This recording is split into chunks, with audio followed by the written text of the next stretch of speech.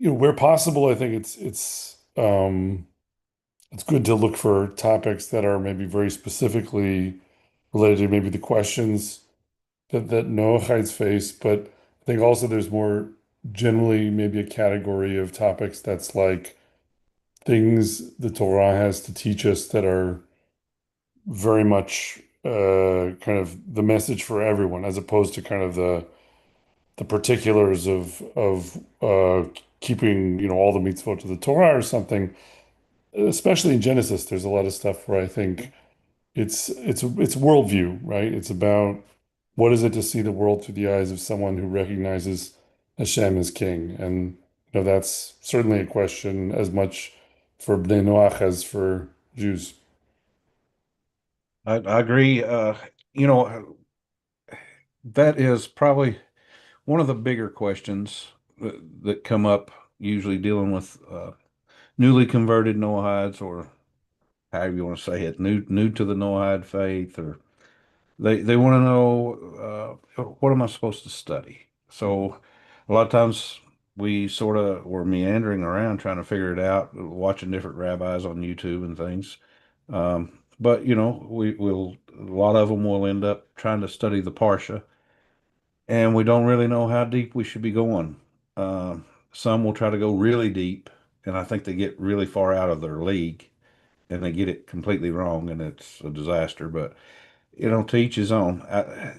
In my opinion, you should stay under a rabbi, um, because they've been trained to teach it, and you've been trained to understand and can convey it to me properly. If I go at it myself, I could get into a mess really, um, because Well, not so knowing. I think, in the theme, I guess where we're kicking this off a few uh, weeks, not a few weeks at this point, it's like a substantial number of weeks, but still, towards the beginning of the year. But we didn't start this off with Bereshit, with the beginning of Genesis, but we're still in Genesis. But I think that um, if the idea is to look for things in the Parsha that speak to those kinds of questions, I think turns out to be a good place to start. Because I guess if we're doing this like roughly once every couple weeks, maybe we want to take in Parshat Vayishlach, which was yesterday, and Vayishev, which is coming up um, at the end of this week. And then I think in Vayishlach, there's actually a topic that maybe speaks well to the issue that you just raised, because well, I think the short answer, broadly speaking, in what you raise is that the Torah it has to be thought of as a multi-layered structure, right? Where there's so many different things you can pull out of it, or it's kind of like a kaleidoscope where you turn it and you see something different because you're looking at it from a different angle. Like the same passage will mean more than one thing, and the truth of the Torah is that it means both of those things, and you don't necessarily get them at the same time. But there's also kind of levels of depth where it has things to say that are there, for the taking on the surface, and it has things to say that you have to kind of work for from the text more. I think especially with some of that kind of like digging for wells, right? Like the forefathers, like Abraham, Isaac, and Jacob, they're always, getting well water out of the ground. And Torah in turn is likened to water by the sages and by the tradition, and like water in a desert. And so I think there's kind of an important analogy there that if you're looking for where to dig a well in the desert, the water is deep underground, and you have to kind of be able to see signs on the surface that maybe there's something different going on here and it's worth digging, but then you really have to exert the effort before you maybe can establish that actually, yes, there's, a great source of water there. And I think that studying Torah can work that way.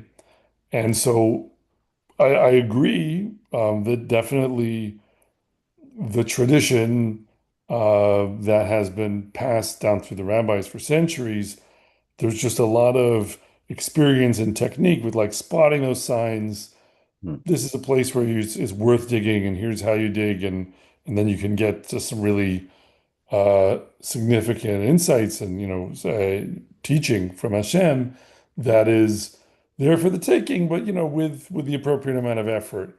And so, absolutely, I think that that is part of the role of Am Yisrael is to have preserved this tradition of how do you study the Torah and then to be able to teach and to be able to really show what the Torah means. With that being said, I think there's also an important point in Sefer Dvarim, in the book of Deuteronomy, that in the eyes of the nations, the Torah will be a chokhmah. Chokhmah is often translated as wisdom, but I think in the language of the Torah itself, chokhmah is something that you can more specifically link with kind of practical knowledge, meaning you have to have chokhmah as Bezalel has to weave the tapestry in the tabernacle or to pour molten silver and gold to make the implements. It's like craftsmanship. It's like knowing how to do things in the world and get things done. And Yosef, the son of Jacob, he is also associated with chokhmah. He has this knowledge, and but if you look at it, and we can talk about it later maybe, he's looking at nature, he's looking at the world and how it works and saying, you know what, I think that actually sometimes we're going to have, more rain or less rain, or we're going to have more crops or fewer crops. He's seeing patterns that are usable. Like when you recognize them, this is how the world works, then you can make use of it and you can save life and you can feed people and things like that. And so I think that there is an aspect of it where when Sefer Dvarim is talking about that, um, and saying that this Torah that Hashem is giving to you, the Israelites, this will be a chokhmah in the eyes of the nations. Like it will show what a wise people you are. I think what it's saying is that there will be a sense in which you can look at it and you can say, it is understandable why, this is what Hashem commands, or it's understandable how blessing comes from this teaching. Um, and it's complicated because I think from the perspective of the Israelites, we're not supposed to keep the Torah because we can rationalize it. Like we're not supposed to say, I want to have rains and crops and lots of productive livestock and healthy children and list all of the blessings that Hashem promises if you keep the Torah. If you think in terms of like, all right, I want to get all those things, and now I can derive what the Torah should be by looking around the world and figuring out what's actually going to help me get those things. It doesn't work that way. You can't. If you're not willing to stand at Sinai and receive revelation, you're not going to figure all this out yourself.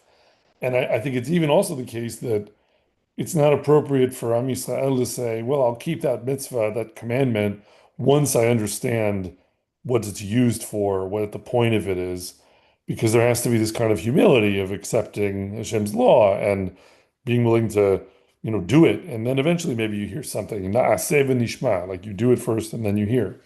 But with all that being said, it also is something that you really can look at and kind of understand ultimately where blessing comes from, right? That keeping the Sabbath, for example, like how is it that keeping the Sabbath leads the Jewish people to receive blessing for that?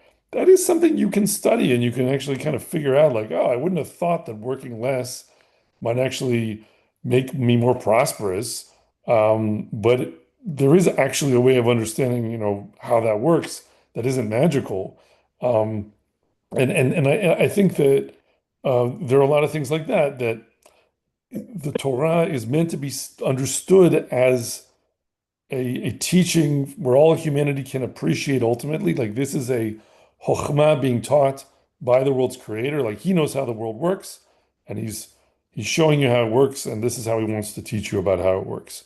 So I think there's like both of those ideas that yes, of course, you want to connect to understanding of Torah that has, an unbroken tradition. that connects back to Sinai on the one hand, and on the other hand, there's also a whole lot to grab onto for all of mankind that is there to be understood of, how this is um, a sensible and a wise teaching. And then that's something the Torah expects us to understand about it as well. So that's maybe a good preface. Um, so we could talk about Vaishlach and Vaishev a bit, maybe each, but I wanted to start with Vaishlach. So Vaishlach begins at this moment where where Jacob is alarmed at his impending encounter with his brother Esau, and he's afraid that um, Esau is maybe going to try to kill him. Is still angry. He had wanted to kill Jacob when Jacob ran away years earlier, and so there's a lot of dramatic tension, and then it carries on through, this ultimately positive encounter with Esav, and then you have a story of Dinah being raped in Shechem, and the response of Shimon and Levi, and that it carries on through basically up until the point where you have the death of Rachel in Efrat on the way to Bethlehem, and then we're sort of setting up for the life and times of Yosef beginning in Parashat Vayeshev. The part of Vayishlach that I wanted to bring up was this famous moment where Yaakov is wrestling with this stranger, with this Mhm. opponent, who we often talk about as though we know this person's identity. Um, I think there are different ways that you could read it, and they're all kind of necessary in the text. But usually it's talking about Jacob wrestling with an angel.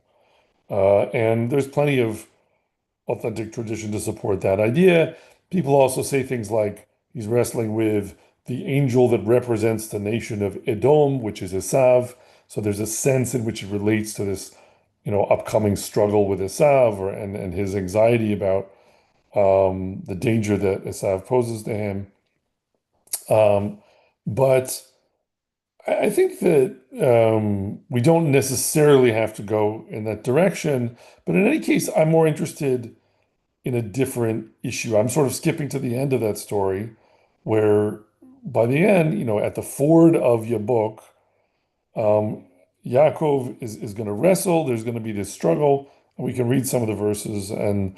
But ultimately, Yaakov talks about it like he encounters the face of God, and what it is to have that encounter with Hashem, and how that's connected with this experience, and how he gets his name, Yisrael of Israel.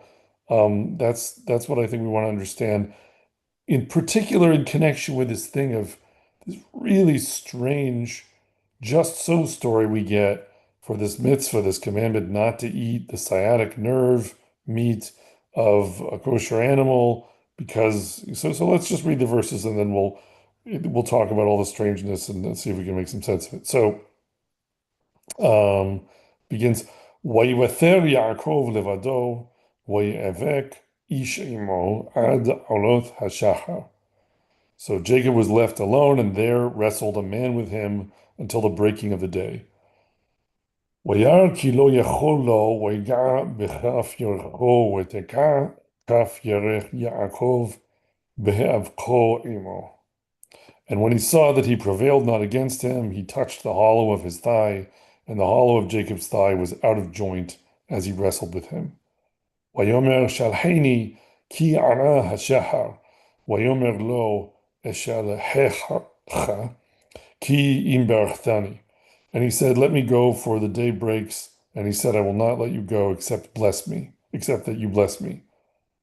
So now the sort of famous part where he's given this name, Wayomer elo ma shemecha, Wayomer Yaakov.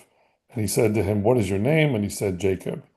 Wayomer lo Yaakov Ye'amer od shimcha, ki im Yisrael, ki sarita im Elohim wa im anashim v'tuchal. And he said, your name shall be called no more Jacob, but Israel, for as a prince you have power with God, with men, and have prevailed. Sorry, you have power, or you have struggled with God, you've striven, um, And then he asks his name, Vayishar Yaakov Vayomer, Hagida na shemecha, Vayomer lama zeh tisha l'shemi, Vayivorech oto sham. And Jacob asked him, tell me, I beg your name. And he said, why is it that you ask after my name? And he blessed him there. Um, and then I'll just, to be a little faster, I'll read through the English up until a point where I want to emphasize the Hebrew. And Jacob called the name of the place Peniel, for I have seen God face to face, and my life is preserved. Panim or Panei refers to the face, and El is the name of God, so Peniel is the face of God. And as he passed over, and then the text is Penuel instead of Peniel, the sun rose upon him, and he limped upon his thigh. Um, Therefore, and this is the strange part that we are going to engage directly with. Therefore, the people of Israel do not eat the sinew of the vein, which is in the hollow of the thigh to this day, because he touched the hollow of Jacob's thigh in the sinew of the vein. Al ken lo yochlu b'nei Israel et gid hanasheh. That's what the sinew of the vein is called. Gid hanasheh. Asher al kaf hayerech ad hayom hazeh ki naga b'chaf yerech Yaakov b'gid hanasheh.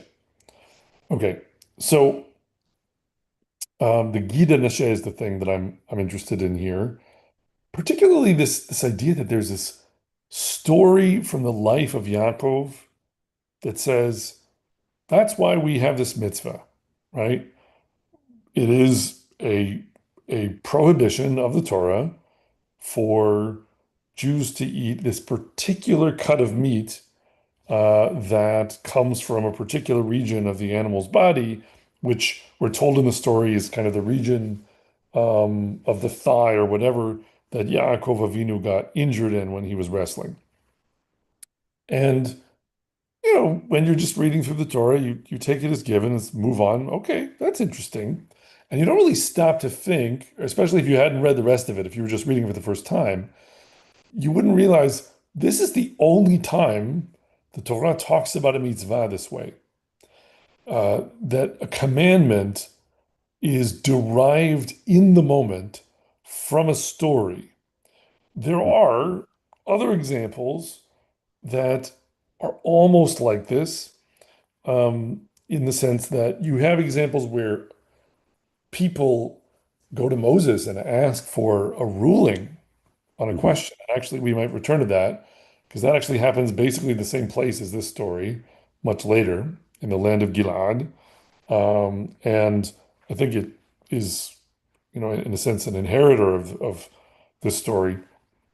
But that is already, a legal court in a sense. They're going to Moses and saying, we need a ruling on this question. It's the story of the daughters of Tzlafchad in the book of Numbers. Um, but before we dive into that, you look around the rest of the Torah, there are multiple cases where there are stories that seem to be the source of a mitzvah. For example, the source of a commandment in the Torah. For example, don't marry two sisters, or if there is a husband and he has two wives, and one wife is snuah, is despised, then he's not allowed to take the son of the beloved wife and favor him over the son of the despised wife. Um, these things sound like Rachel and Leah Mhm. and Yeah. all the sort of scandal of the family of Yaakov, but it doesn't say in the narrative moment where the story of Yaakov is being told, and that's why we have this mitzvah where you're not allowed to do that. This is the moment where the Torah does that, and it's a very peculiar mitzvah, right? It doesn't seem like it's the most important one, right?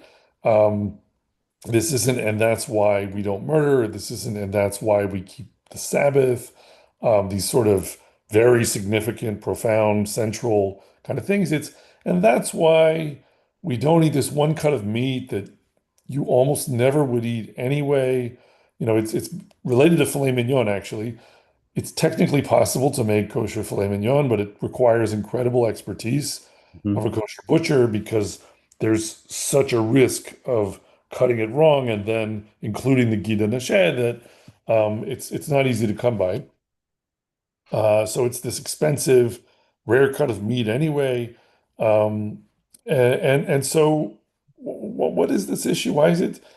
It seems to have outsized importance in the way that it's talked about. This is the moment where Jacob is getting his name as Israel, and it's the one time that we derive from a thing that happens in the life of one of the forefathers that this is now a mitzvah for the nation for all time.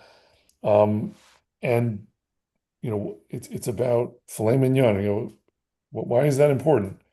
So I think that is a puzzle that leads us to uh, an interesting comment that I think is relevant not just for the Israelite nation or for the Jewish people, but it really is an insight from Torah that is relevant to sort of the broader system view of how is this all supposed to work for all of mankind, and um, what's the relationship between mankind as a whole and Am Yisrael. So how do I want to argue that? I think the point of this Gid Hanasheh thing is this sciatic nerve, or hollow of the vein, or whatever it is, however you want to call it, is that you need to think of it from the perspective of um, a person who wants to eat kosher meat. That they come to the animal, and the first question they have to ask is this a kosher animal? It could be a crocodile, it could be an ostrich, it could be a sheep. The sheep will be okay. You can eat the sheep, you can't eat the ostrich or the crocodile. So now if it's a sheep, then you have further procedural rules laid out by the Torah for how it will be appropriate to eat the meat. You have to slaughter it properly, which has to do with how the animal's throat is cut, the knife that's used, etc. It also has to do with pouring the blood on the ground at the time that it's being slaughtered, because there's this prohibition on eating the blood. And also the meat is salted to draw the blood out of the meat. There's a whole set of procedures according to halakha. If you do them right, then you have your properly slaughtered animal, and it's a kosher animal, and the meat has been kashered with salt, and you poured the blood, you did everything right. And it presents this sense of, okay, I did everything right. I followed the law. I kept the Torah. And now I have reached the domain that is just for me to enjoy, right? This is my animal, and I slaughtered it, and now I have my meat, and it's kasher. And now I'm gonna have a barbecue. I'm gonna enjoy eating it, and I'm done being concerned and careful and making sure that I did things properly. But now that I've reached that limit, it's like I should be able to draw a circle around the whole thing and say, this is mine and this is permitted. And now it's just for me to enjoy eating it. And the Torah comes in and says, well, but actually, within that domain, there's still a piece of it that's not permitted to you. And it's actually a very particularly complexly intertangled piece that makes it really hard to sort of separate and requires, real expertise. And I think the point is that what it represents is the idea of you're never done fully examining the question of whether you're on the right side of the line in how you're serving Hashem, right? That if you approach serving Hashem with the attitude like, all right, I paid at the office, I did whatever it is that I was supposed to do, I checked my boxes, and now I've reached the domain of do whatever you want and it's permitted, and now you can just kind of turn off your brain and uh, be a sort of animal concerned with its own enjoyment. That's a problem. And what this mitzvah, the reason of all mitzvot, that this is the one, of all the commandments, that this is the one that's there for Yaakov to be given the name Israel, that he's in this kind of this struggle with Hashem. We can talk about what that means in a second. Um, uh, the reason this mitzvah plays that central role is because that work is never fully done. And so it's kind of trying to show you this sort of Russian doll thing where, like, inside the domain of the permitted, there's still maybe a way of going wrong, and you have to watch out and be careful. And then inside that domain, there's another way that you could go wrong, even once you've been careful about that. And it doesn't ever finish. And that doesn't mean that you're paralyzed or that you never can enjoy anything or that nothing is permitted to you. But it just means that it's about maintaining the awareness of I am always standing before my creator and I am always being judged for how I act. And there even elsewhere in the Torah is this statement, "Ve'asita hayashar v'atov ba'einei Adonai." You should do that which is straight and good in the eyes of the Lord, which is the stopgap basically that says, well, if you thought you were clever and computed all the dependencies and figured out, well, within these complicated structures of commandments, that there's this kind of loophole here where you can go and do something that's obviously pretty wrong and nasty, but it's technically permitted. It's not. It's not permitted because that's not doing what's straight and good in the eyes of God. And you're expected ultimately to know, like, the whole point of all the commandments is you study them to get to know Hashem. And then really the question you always should be asking yourself is this what Hashem would want me to do? And it is ultimately okay um, to build on your understanding a bit and say, well, if everything I've learned teaches me the following about what it is, who Hashem is, and what He wants from me, then I have some ability to say, like, so I think in this situation, this is what He want me to do, and it's not because it's like written down on a page. It's because I've learned something about who Hashem is and what He expects of me, and I think that's why this moment is also where Yaakov or Israel names the place Peniel, the face of God. It's where he encountered God panim el panim, face to face, because that encounter is about this process, this unending process of refining your understanding of where the boundaries are. And they get more and more intricate and complicated. And you develop more discernment. So you sort of start with, is this a crocodile or is this a sheep? And then it can kind of go from that to, was it slaughtered properly? And you can go from that to, all right, is it a proper part of the animal, or is it the forbidden fat or the forbidden um, or what have you? And so that there's this telescoping sense of the work is never done and you can always improve your understanding, but that isn't just about meat. It's about all the commandments and it's about all the Torah. It's about, that if Hashem is the one God, you can't ever be done getting to know him. You can't ever be done getting to fully understand what it is that he expects. And Is and that that's why the also, wrestling thing is also bound up in it. It's like you have to be struggling and it's a process and you're going to get injured along the way because you're going to step your foot wrong and you're not going to be able to figure it out all at one go. And the process of figuring it out is kind of a fearsome one and a dangerous one, which is living life in the created world and finding out sometimes that its creator is not so happy with you.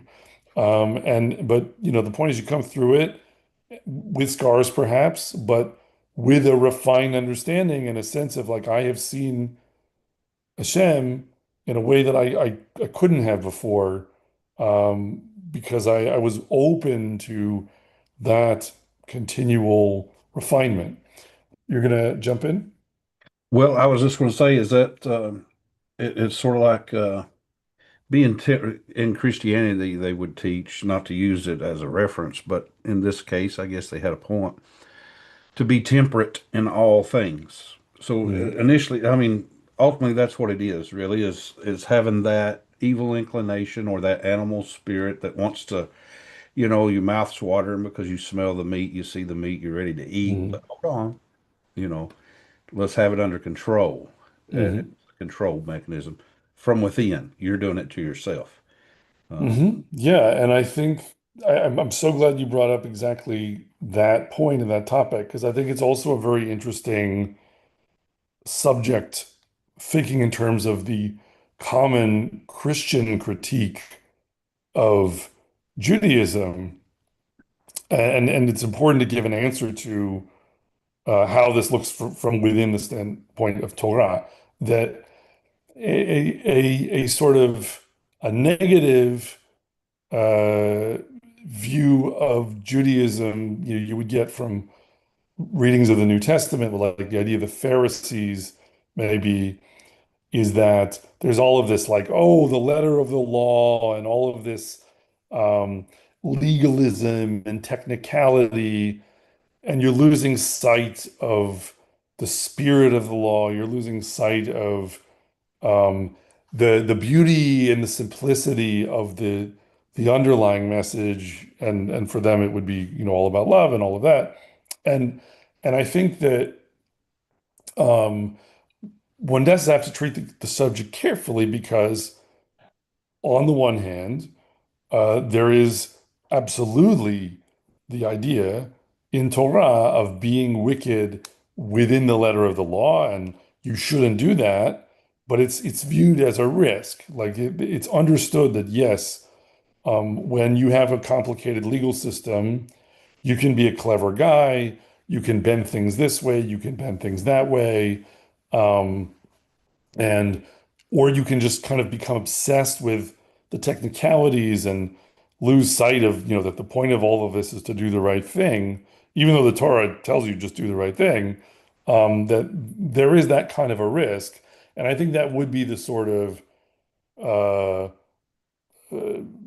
let's say anti-Judaic discourse that you get in certain streams, especially of Christianity.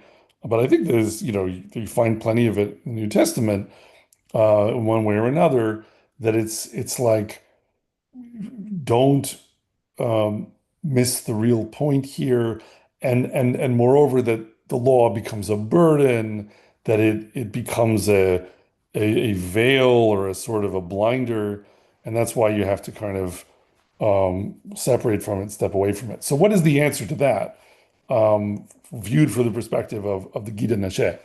I think the point is that um, you know one can be wicked um, within any system, right? So if you're determined to be wicked, you can be wicked and you can use your intelligence to do that, wielding the terminology of Torah.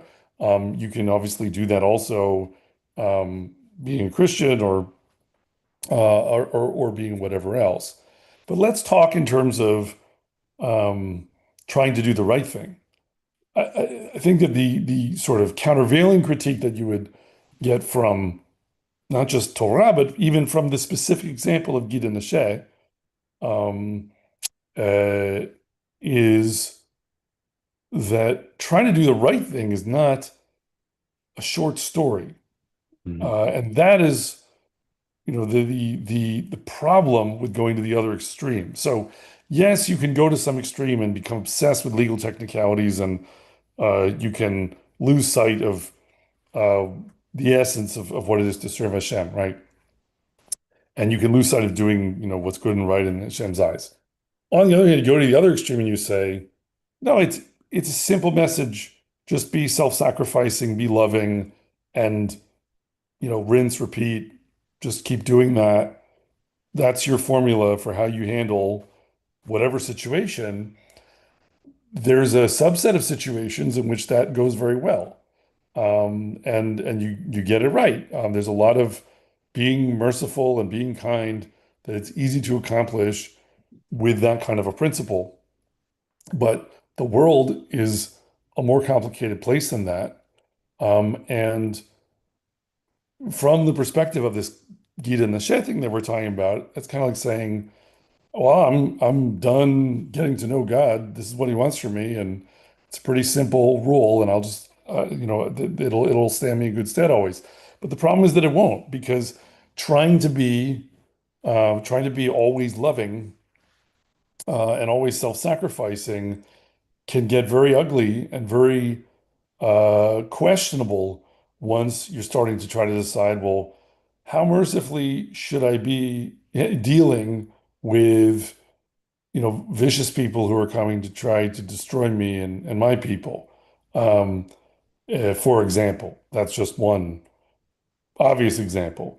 But it isn't even just, done with that. There's also even just in everyday life, right? Like is trying to earn a living selfish? Is it bad for you to love your children more than you love other people's children? Like these are all the classic questions that I think you can raise in reply to. Actually, there's a simple principle that covers all of this. And the moment you realize that no, there's one God, and He's not summarizable in a short formula, and it takes your whole life to progress towards getting to know Him, and you're going to be, sort of injured and bloodied along the way, just doing your best and struggling and learning, right? That view says that instead of talking about like what happens when someone tries to be wicked or someone isn't doing it right, what does doing it right look like? The point is that if you are sincere and if you are trying to understand through Torah, then you have the ability to keep deepening and improving and expanding and refining your understanding of who Hashem is and what He wants from you. And the Torah becomes the toolkit for doing that because it's like having a vocabulary. If you have only 4 words, then you're going to just kind of go around like a cave person and not say very much to anyone, right?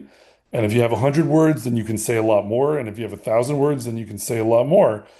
And yeah, at a certain point, I don't know if we need 100,000 words, if 1,000 will do, but you do need to be committed to saying different things about different situations and recognizing those fine distinctions. That's the Gita Nashek kind of thing. It's like, what is the boundary between this side of the line and that side of the line? And it does actually break into cases. And what the Torah in its ideal form means to provide um, is that that toolkit for not finishing the job of getting to know Hashem, and not trying to summarize Hashem as being one simple principle, but instead encountering Him in every scenario of the created world and having a language that's rich enough to capture, what is the difference between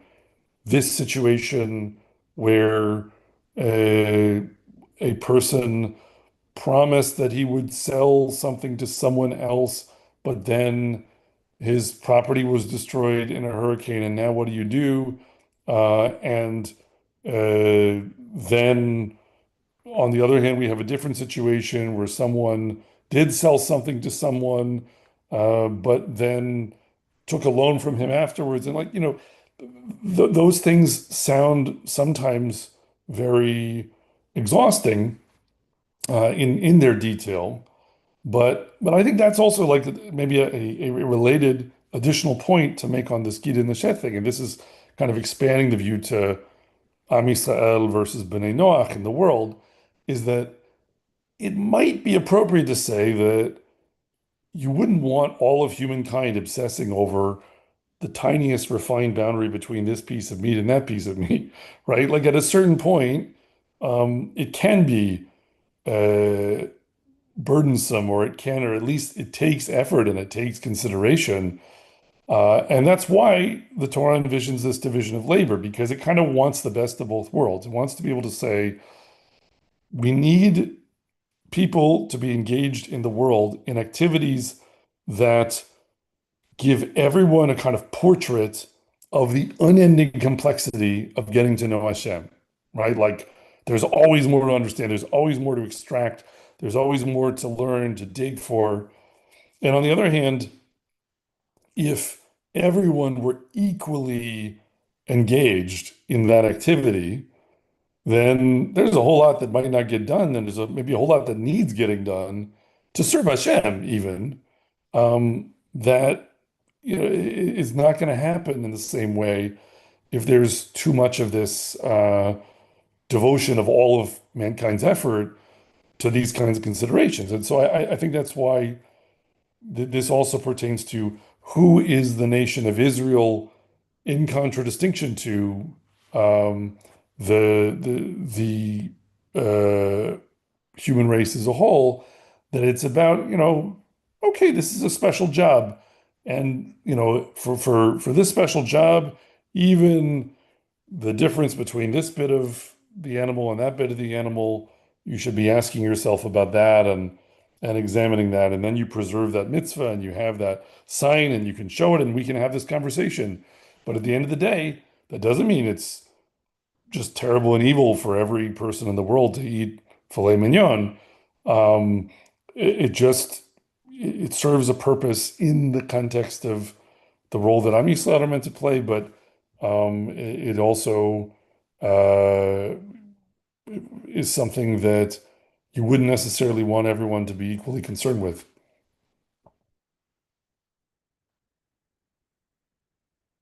Have Have you ever heard of uh, Simcha Yakovovich? I don't think so. He's a Jewish freelance investigative reporter from Canada. Hmm. He used to have a show on TV in America. I'm not sure where else it was shown, but I know it was in America called The Naked Archaeologist. And he would go around, and it wasn't that he was naked. He called it naked archaeology, sort of as a pun or something about just looking at archaeology without any bias. Hmm. But he did it like a documentary where he was attempting to trace down the 10 tribes of Israel that were Hmm. supposedly lost. And in the mountains of Pakistan, Afghanistan area, he comes across a town Yeah, where I there's am a group of familiar. people. Yeah, And I think it's Afghanistan.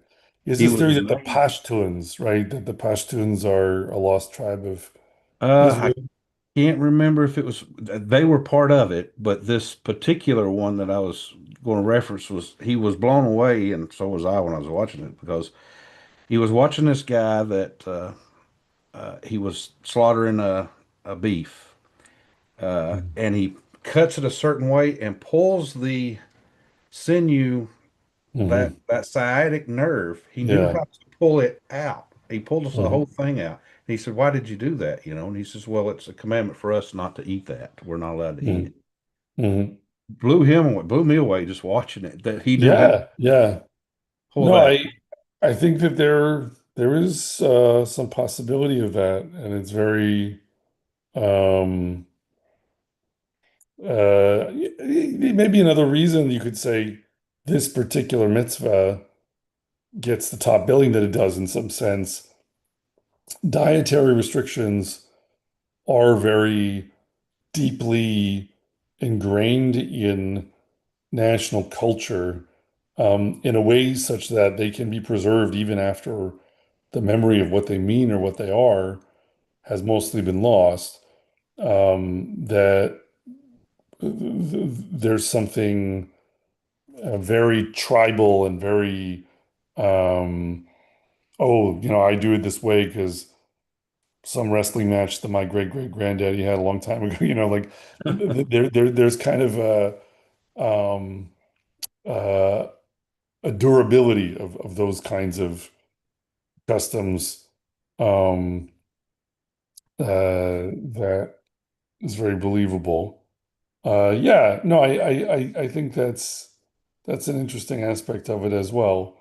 Um, Well, Dylan, on that subject, and this was something that I guess my humble upbringings when my 21st century farmer brain reads certain passages, it makes a different kind of sense to me, I guess, than what maybe someone that really studies it comes away with.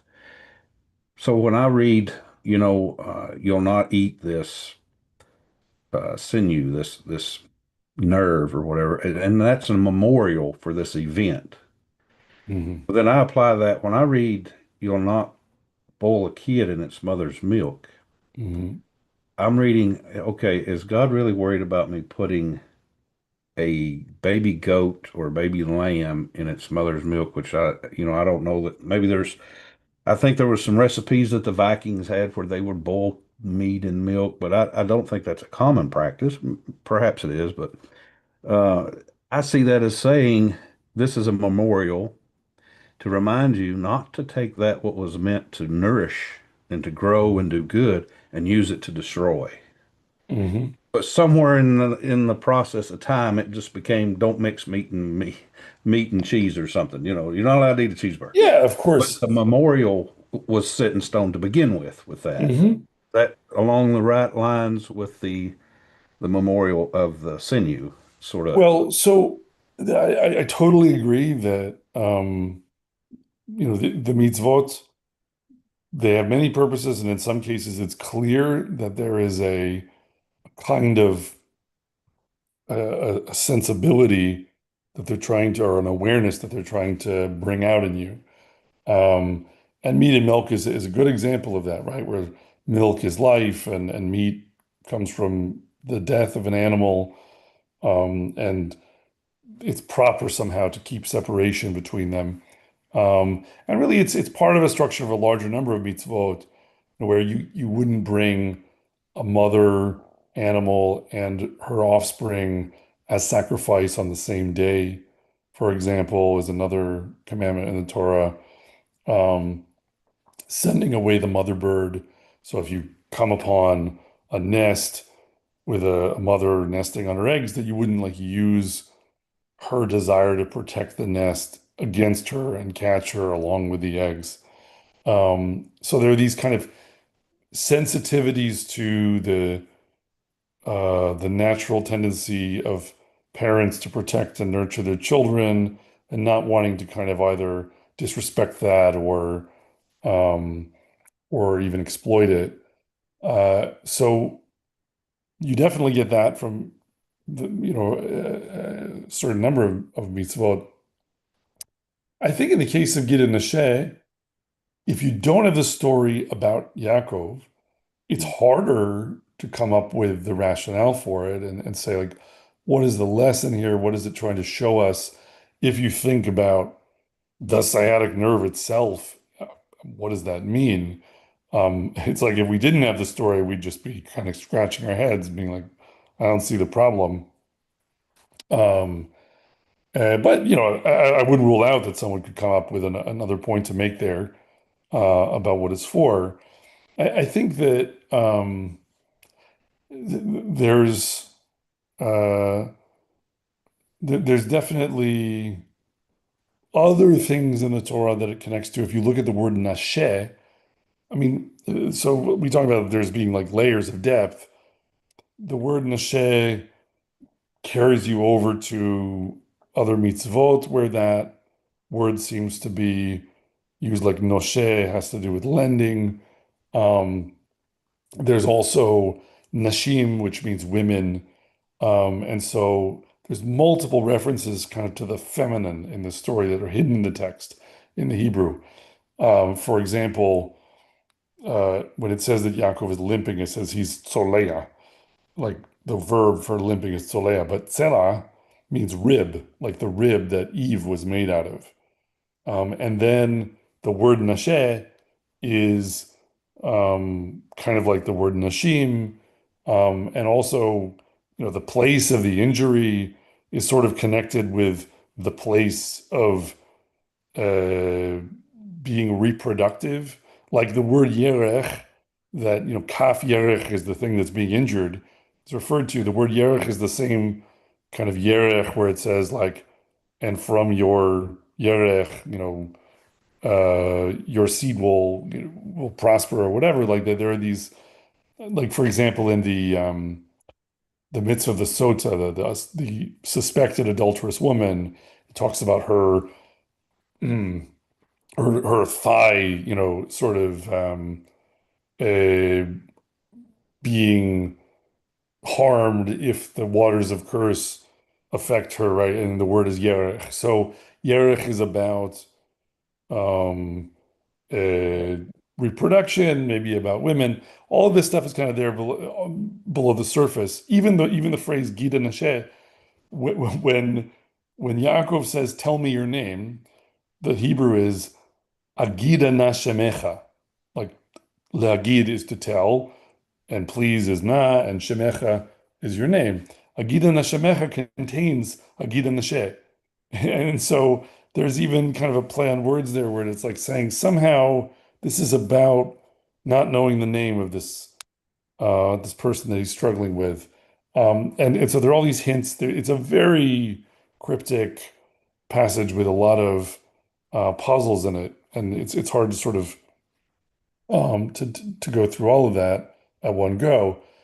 I do think, like getting back to what we were talking about before, it does strike me that also just the background of this happening around the time of this encounter with Esav is more reason that it makes sense that it's like this is the moment where he's given the name Israel, and this is about the separation of Israel from um, the other nations of the world at some level.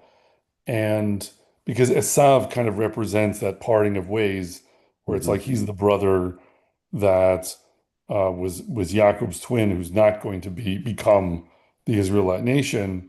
And it's interesting because I think we talked in a previous conversation how Esav, because Esav becomes associated with Rome, Esav is also associated with Christianity, um, and that uh, there is even kind of a reference to this whole discussion we're having about the letter of the law and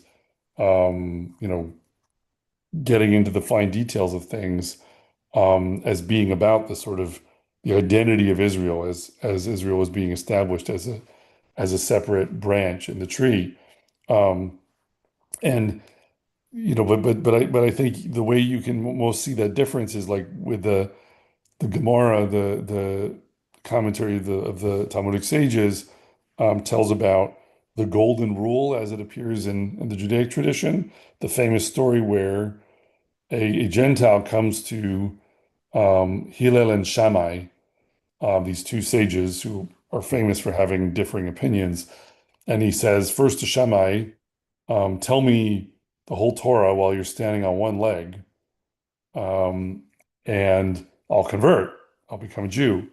The standing on one leg thing does make me think about the sciatic nerve a little bit. Like it's a very weak reference maybe, but part of the issue with the whole Gita Nashed thing is it's like how you walk. Like if you have, problems with that, you're really going to have trouble walking. And so this sort of wobbliness of standing on one leg evokes that a little bit. But so stand on one leg. So Shammai, who's the kind of strict um, uh, legal interpreter generally, he just sort of smacks the guy and sends him away because the idea is like you can't summarize the Torah standing on one leg, and you shouldn't try to. And there's something wrong with the idea of let's summarize this all with a simple principle. Um, and on the other hand, then the same guy goes to Hillel, and Hillel generally is more inviting. And Hillel stands on one leg and he says, "That which is hateful to you, don't do to your fellow." Then, but the important thing is he adds, "The rest is commentary. Now go and study." Right? So this is the Judaic version of the Golden Rule. And the point is that, first of all, you need the whole story. Part of the story is that one answer is don't try to summarize this in one line. And if you're trying to summarize in one line, you just kind of deserve to be sent away because this is a body of knowledge that is equal to the lifelong task of getting to know Hashem better, and so it shouldn't be simple and it shouldn't be easily summarized, on the one hand. On the other hand, Hillel is trying to admit that, yes, actually there is this, be nice to other people aspect of this that we kind of sense is part of the point here. But even because he's doing this in the context of Torah, he has to say, okay, so don't do that which is hateful to you to your fellow, but go study. Like you can't stop there. You have to, and you have to ultimately be willing to put in the effort and deepen your knowledge. And also the whole time he's standing on one leg, which means basically like you give him a little push and he'd fall over. Like it's sort of showing you the instability or the vulnerability of someone who really tries to um, summarize it all Mm. with a golden rule or something like that. So that's another thing that Well, came to mind. not to hold you too long, I think we've been going roughly about an hour, but over on the Mhm. comments, re Motorhead says he seems to recall that kashrut kosher will change when Mashiach arrives. Is that true? So I think what's true is that there are multiple disputes in how halacha, how Jewish law should be decided, that are what are called teku, um, which is a very funny word because in modern Hebrew, it's been absorbed into the parlance of modern Hebrew as meaning just like a tie in a football game, is teku. Um, and uh, what it originally referred to in the terminology or in the sort of legal terminology of the sages is when there's like an unresolved dispute. Um, and they had a tradition that it was really an acronym, like an abbreviation for, um, I know that I'm drawing a blank on the whole thing, but it's the taf in Teku is Tishbite. It refers to Elijah the Tishbite. So he's going to come and he's going to resolve the kushiyot. So that's the ka in Teku. Kushiyot is like hard problems, like hard sort of puzzles. Um, so there's this notion that there are some matters of law that haven't been decided fully, and we have to wait for Elijah to come, and it's sort of the fearsome day, which is associated with, perhaps with the coming of the Messiah, and some of these legal issues will be resolved. Sooner than that, we could reestablish a Sanhedrin, and we could perhaps revisit some issues in Jewish law that have been just sitting still for a couple thousand years. Um, there may be another source that that's referring to, though, about kashrut, and well, I know of at least one thing, which is in Biat HaMashiach. Um, there's a statement by the sages that we will eat the flesh of the Leviathan, like that the flesh of the Leviathan will be reserved for a feast of the righteous. And depending on what kind of animal the Leviathan is, that might require some kind of revision of the laws of kashrut. I'm not sure it's just a fish. Um, but I think that you'd have to go deeper into that statement and what it's really getting at. Um, I think but yeah, was it the book of Yasher that mentions the Leviathan being brought to the mountain of Mount Sinai and the people ate then? so Was I that in the I book I of don't Yasher? know I the read that text somewhere. of the book of Jasher well because it's not canonical in Tanakh. It's referred to, interestingly, in Mhm. Tanakh, although what is now called that, I'm not sure we know Yeah, yeah, that's that it's the same text. But what I know is that there's a midrash, which is like from the sages, where they talk about this idea of um, feasting on the flesh of the Leviathan in the times to come for, a feast for the righteous. Um, and so that's probably kind of their comment on that tradition. Well, now, Um, while I got you, just before you go, I have heard this argument be made by Noahides often mm, that the rules on kosher slaughter were just for sacrifice, not for everyday eating of kosher animals.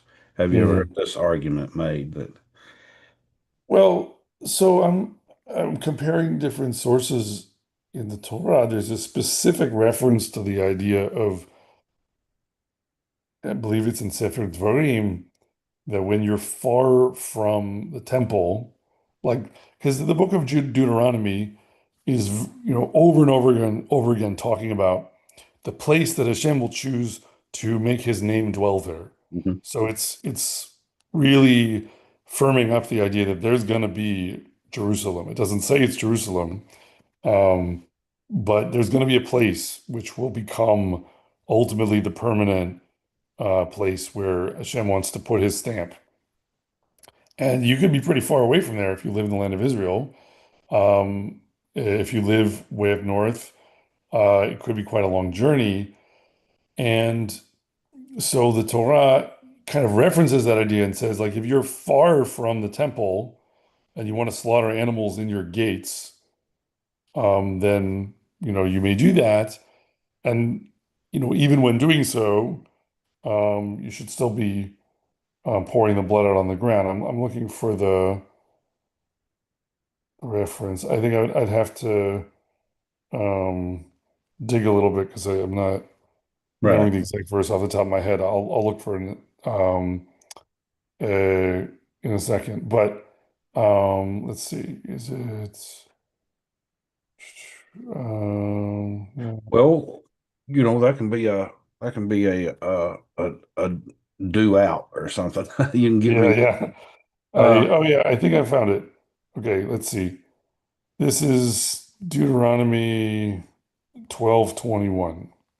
12:21. Um, כי ירחק ממך המקום אשר יבחר אדוני אלוהיך לשום שמו שם, וזבחת מבקרך ומצונך, אשר נתן אדוני לך כאשר ציוויתיך, ואכלת בשעריך בכל עוות נפשך. So if the place which the Lord your God has chosen to put his name there is too far from you, then you shall kill of your herd and your flock, which the Lord has given you as I've commanded, and you shall eat in your gates to your heart's desire. I'll skip a verse that talks about, it mentions also you can eat hunted game like gazelle or deer. רק חזק לבלתי אכול הדם, כי הדם הוא הנפש, ולא תאכל הנפש עם הבשר. לא תאכלנו על הארץ תשפכנו כמים. Only be sure that you eat not the blood, for the blood is the life, and you may not eat the life with the flesh. You shall not eat it, you shall pour it upon the earth as water. So the Sefer Dvarim, the book of Deuteronomy, is explicit about eating meat far away from the temple that's not part of sacrifices. I think maybe someone might be reading Zavachta like um, Zevach. The word Zevach often refers to sacrifices, but it basically just means a barbecue. So, which the sacrifices were.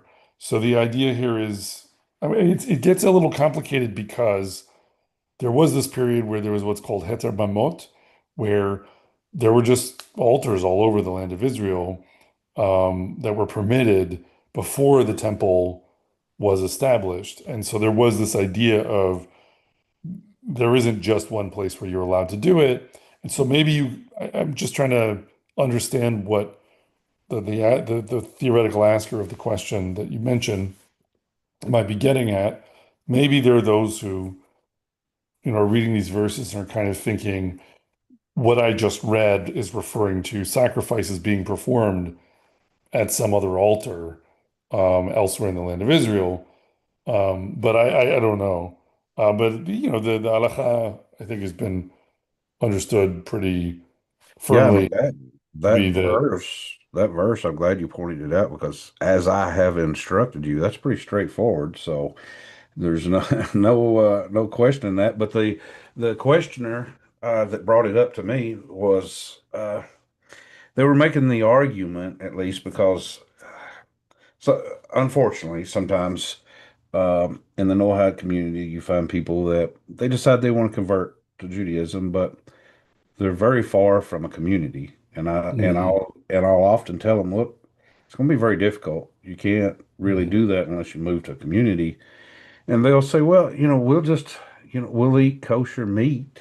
We'll Mhm. buy beef and we'll buy. I say, yeah, but if you don't have somebody that's properly trained to kill that animal in that manner, you're really not. Well, their argument is, well, that was just for the temple. That was just for Mhm. sacrifice. We can eat the Yeah. animal. Yeah, and I'm like, no, that's not that's not right. So actually, my instinct was right on that one. That I don't know if I ever read that verse before, or at least maybe something about it was sticking in my head that I knew you had to do it the right way for it to be kosher. So, Mhm. but Yeah, well, it's definitely one of these things about the history of Torah and Jews as a whole, where there's kind of this proof is in the pudding aspect to it, where on the one hand there is some diversity of praxis. mm, There have been over the years differences in how rulings have made and what the law is getting at, with this or that wording on the one hand, and on the other hand, um, if that gets too dispersed, then it doesn't become a sort of a viable tradition that can transmit itself. And there needs to kind of be like, there's a living tree, and sometimes it kind of is a judgment of history whether something still is attached to the living tree or whether it's kind of a broken off branch that's off on its own.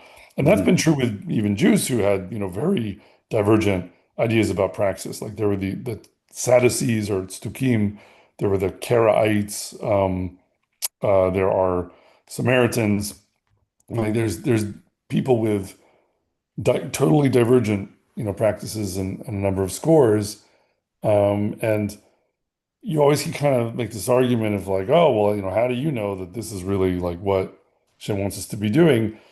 And at some level, you have to ultimately say, well, he'll show us, mhm, and it may just take some time, but um, I think some of those more kind of divergent streams have basically just disappeared from the face of the earth over the centuries, and so.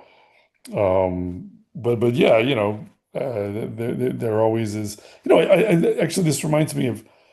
I know we probably should finish up soon. We've gone for a while, but we mentioned maybe doing something to do with Parshat Vayeshev from the beginning if we're shooting for once every couple of weeks with this. So just to like make a brief comment for Parshat Vayeshev, I think one thing that it takes up as a subject, interestingly, is how do you know what happened in the past? mm, Um, and this is something that we tend to think about a certain way in this present era because of this era of science that we live in, where it's like, well, the way we know about what's in the past is what scientists tell us, and they have their methods. They pick up things off the ground and analyze them, and then they tell us what the true story is. And I'm a scientist. I think science is great. It's very useful. It's very interesting to study. Um, but there actually are some moments in the story of Joseph in Parashat Vayeshev that really show the Torah trying to kind of get us to step back and be cautious about how we use science to talk about the past. Um, because there are two moments in the life of Joseph where someone holds up a piece of evidence in the present and uses it to tell a lie about the past, right? The brothers hold up the bloody coat, and then a very plausible inference is made from that, oh, well, it must be a wild animal attacked him. But really, they're holding up a piece of evidence that is deliberately kind of stacked or sort of tampered with to uh, mislead someone. You go later in Joseph's life, there's another uh, garment of Joseph's actually that again is held up as evidence when the wife of Potiphar grabs it from him, and then she holds it up and said, "Oh, he tried to rape me, and look, I'm holding his garment." Interestingly, the word beged in Hebrew means garment, and the word boged means deceive. There's something about like clothing, like what you see on the outside doesn't always tell you the truth. Um, and this on its own is already kind of just showing you like maybe sometimes you can figure out what happened in the past by picking up a piece of evidence of the present, but you have to be very careful and ask yourself who's making the argument based on the evidence and what's their agenda. And, are they a good faith actor or do they have something they want you to believe as opposed to something that is clearly true? Um, but more generally, it's like you kind of realize you don't really know what happened in the past just because you have a piece of evidence in the present. And you always have to. So you mentioned archaeology before, and I was thinking about it, but this actually does connect back to the other thing about what we were talking about just now with Karaites or whatever. The point is also that in between those two stories is the Torah's answer. Like, what are you supposed to do talking about the past if you're not supposed to pick up evidence off the ground and, reason scientifically about it? What could be another way of knowing about the past? And in between those two stories about Joseph, you have this interlude where it goes to Judah and Tamar. So Mhm. what happens with Judah and Tamar?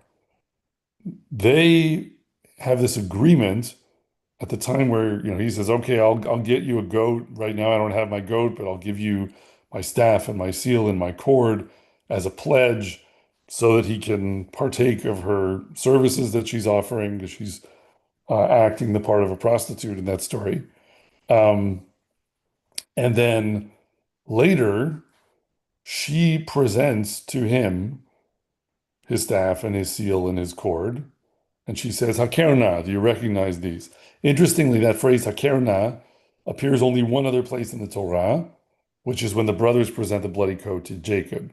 They say, Hakerna, do you recognize this? So, Hakerna, do you recognize the staff, seal, and cord? And the point is there's no way of faking that, right? Because it's not a forensic analysis. It's not like, well, using my scientific technique, I figured out what this staff and this seal and this cord mean. It's a password. It's an agreed upon relationship between parties that is defined to have certain meaning based on certain signs. So even if, in fact, um, she isn't the woman that he slept with, if he sees the staff still in court, he knows that Hashem is showing him a message, all right, because you can't fake that, right? It's like he decided on the terms of the message, and then it comes back to him, and it has clear meaning. Which, by the way, I think is also how the Torah is kind of trying to teach us how you see Hashem's fingerprints in the world. But that's, maybe a discussion for another time. But the point is that that covenantal relationship is how the Torah wants us to talk about the past. So it's like instead of, doing carbon dating or whatever, digging up fragments of things and then seeing who has the most convincing story, you can say, let's talk about the Exodus from Egypt. Let's talk about the forefathers in Canaan. And the way that that truth is going to become clear to you is not because necessarily you're going to find a fragment of pottery. It's because you're going to see the form of that story that you're reading. You're going to see it repeat itself in history. You're going to see it repeat itself in your life. You're going to see it in the future. You're going to be able to predict the future because you read about the past this way. And that's how the Bible is really asking you to authenticate its truth. So it's like this observation about Tamar and Judah is my wife made to me for the first time I heard it, and it's always been one of my favorite things in all of Tanakh that in between these moments where you have lies being told with, let's say, archaeology or CSI, kind of forensics, whatever, that in between you have the covenantal truth, the promise and the pledge and the password and the contract And that's how Hashem wants to talk to us through history, and He shows us how to read the signs by teaching us about what happens with the avot. So I think that ultimately is also the answer about how do we know what we're supposed to do? How do we know that we're supposed to sacrifice sheep and not iguanas? It's about tradition, right? It's about that you have a connection based on signs from one generation to the next that goes all the way back, and that there's a shared language and a shared framework of meaning that creates this chain of transmission that connects you back to Sinai, and that's really what all these mitzvot and laws and traditions are all about. Someone wanted me to mention Lubavitcher Rebbe's book, Mind Over Matter, Science and Mhm. Torah. Are you familiar with that? I don't think I've read a whole book by him on this subject. I'm familiar with maybe some fragments of pieces of writing people have shown me over the years on the topic. Um, You on the two parshas, what would be the takeaway for Noahides really? That not necessarily any application for Noahides in the sense of a new rule or law or anything we need to follow, but for educational purposes, I guess we could say this is part of the growing pains for the establishment of the nation of Israel. This is some of the growing pains they go through, key points, key events in the growing up of a nation that's going to be set aside for a purpose. Is that really what we should take away from it? Um, well, there always are many things to take away. I think in Genesis, in Sefer Bereshit, there's a lot more that's kind of there on the surface for the taking, as far as these aren't stories entirely about Jews or the Jewish people even. They're stories about individuals and a family in a time kind of before the Jewish people came into being entirely, where they were having experiences that were very human experiences of living in the created world and seeking their creator and trying to understand what he wanted of them.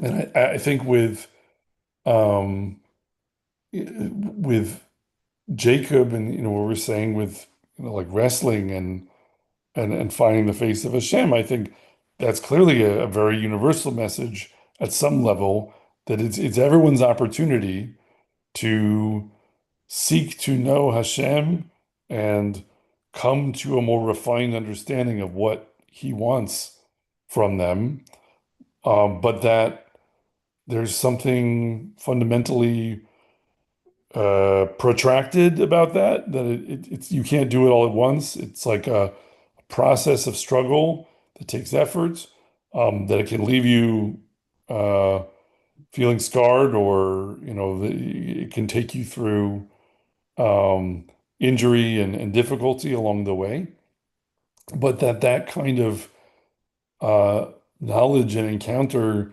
is possible if you approach the tribulations of life with that as the end goal, right? If it's like, well, this is how Hashem has helped me to get to know Him, and of course that doesn't exhaust the subject, but if that's your understanding of that being the end goal, then that carries you through in a different way than if you just kind of are saying, I'm just trying to win, right? Like I need to win the wrestling match.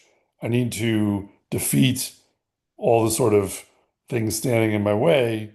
And maybe I will and maybe I won't, but what could be better than winning?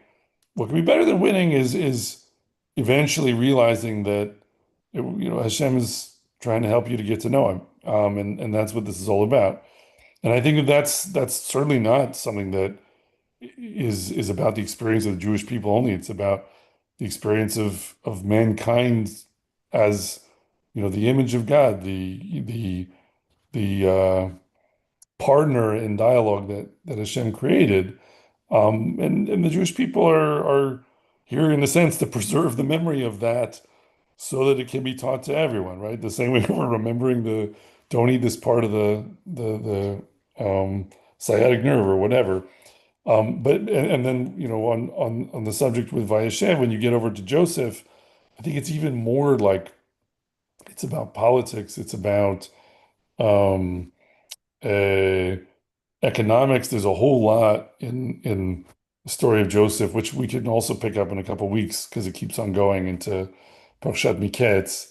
Um, it's a fascinating story that has a lot of dimensions to it. But I think that one of the things, since I'm a scientist, that I love to talk about with Joseph is how I kind of think he is a scientist, and that provides you with a way of getting a very careful comment from the Torah on how to view science. Because on the one hand, it's like useful, and on the other hand, somehow Joseph ends up enslaving everyone to a god king at the end of the day, and maybe he doesn't get it right so much, or maybe just listening to the guy who can predict the future using science doesn't necessarily always lead to the right place. So we can have a longer discussion about that when we are talking about Joseph next time, Bezrat Hashem.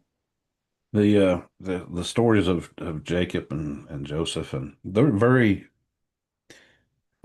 real in a lot of ways. I mean, who it's not it's nearly every day you see someone in a position of power that wanting to use that power to influence or abuse someone under them. As a matter of fact, there was some, and it's not always a man doing that to a younger woman or something. I mean, I just seen some news articles of female teachers that were having relations with boy students, So it's very real, Joseph's position he was in. Hmm. But when you read about him or Jacob, or it's like God shows you that he's taken people that are not perfect. They're not perfect people.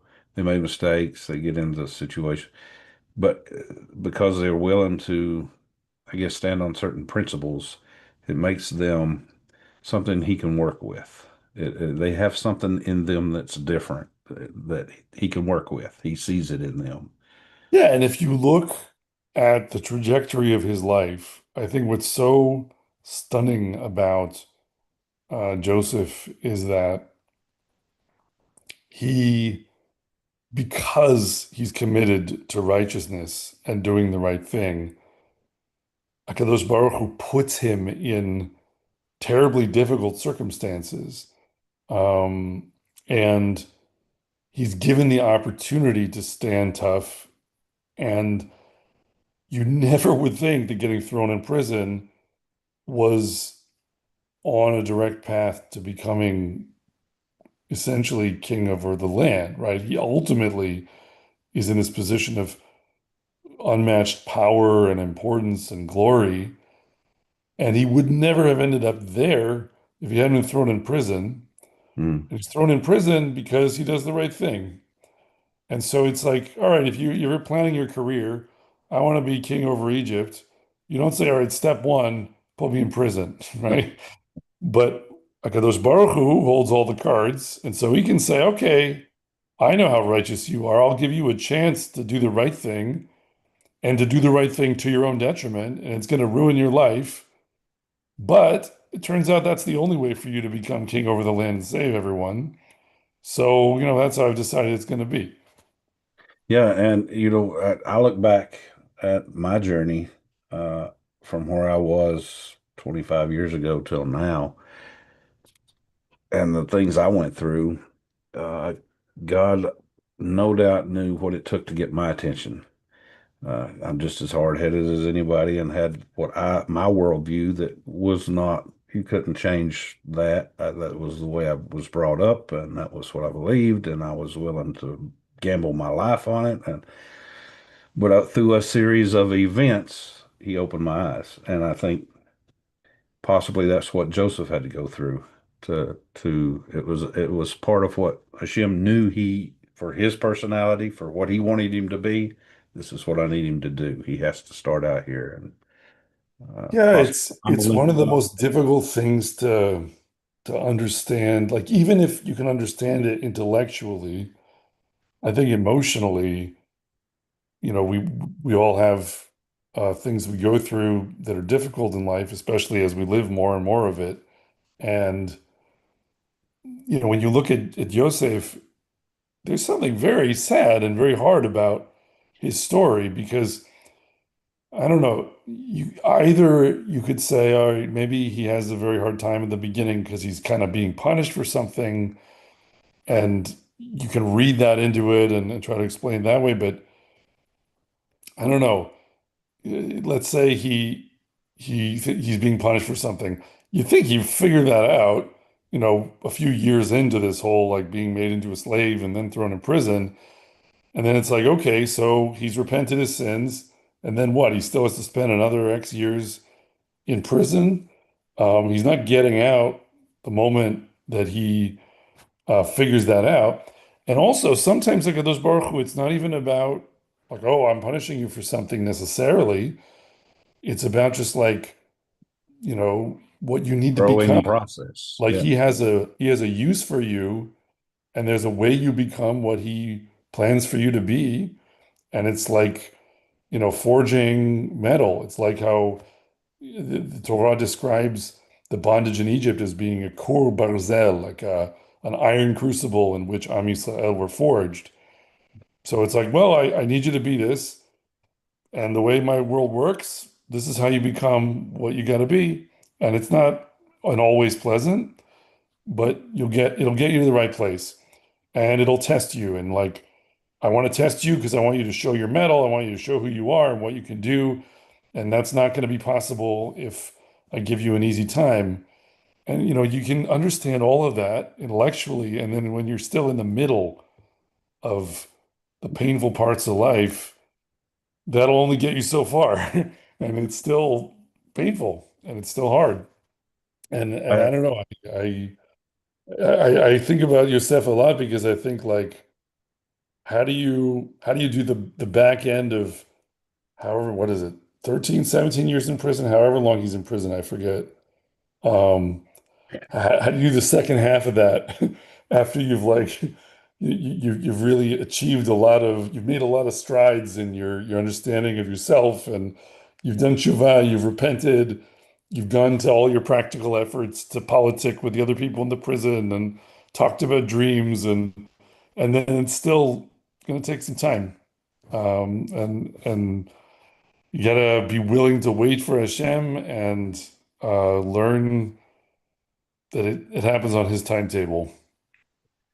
I'm just speculating, but when I read, how he bragged about his dream to his brothers that he would rule over them, I think there was more to the bragging than what's given in the text. Sort of, kind of just Hmm. he was just saying that he dreamed that he ruled over them. No, there must have been more to it to make them so angry that they threw him in a pit.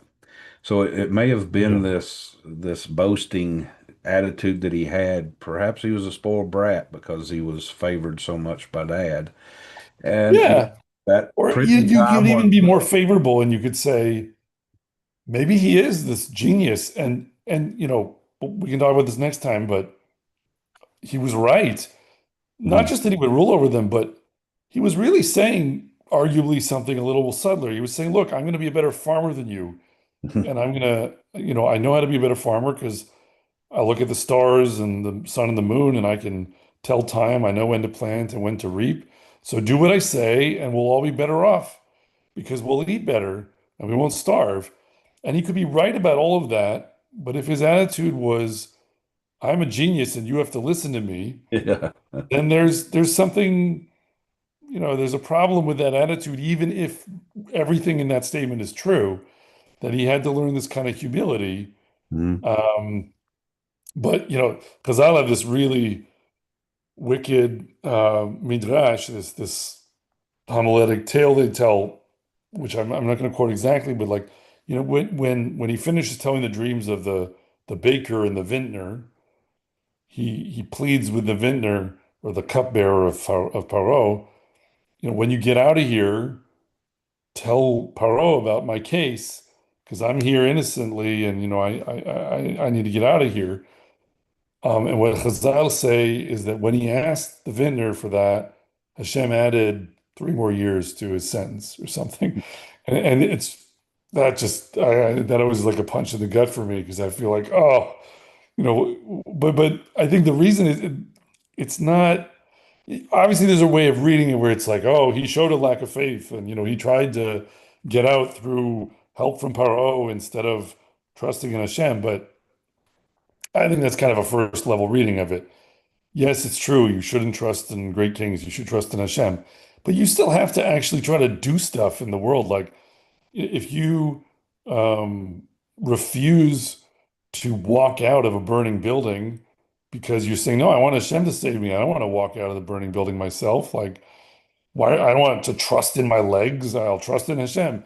Then maybe maybe you deserve what happens next, for that level of stupidity. So you can't really fault Yosef for saying, all right, let me think about how to get out of here.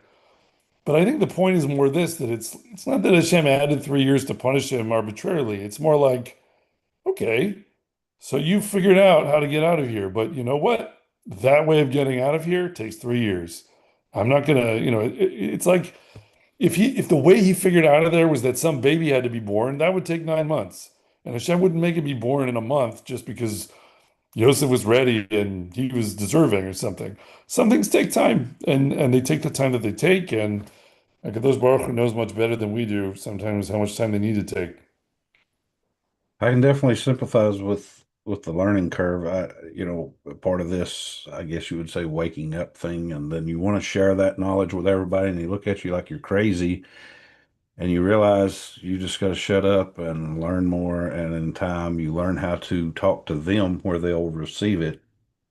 You can't go screaming at them, look, this is wrong, this is wrong, and they're just like, get out of here. I don't want to hear That's even the life of Moshe Rabbeinu, right? Like he tries. He gets to know his people, and then he's out there. He kills the Egyptian. He's intervening in the fights going on between the Hebrews and telling them, "Look, listen to me." They're like, "What? You want to be our judge?"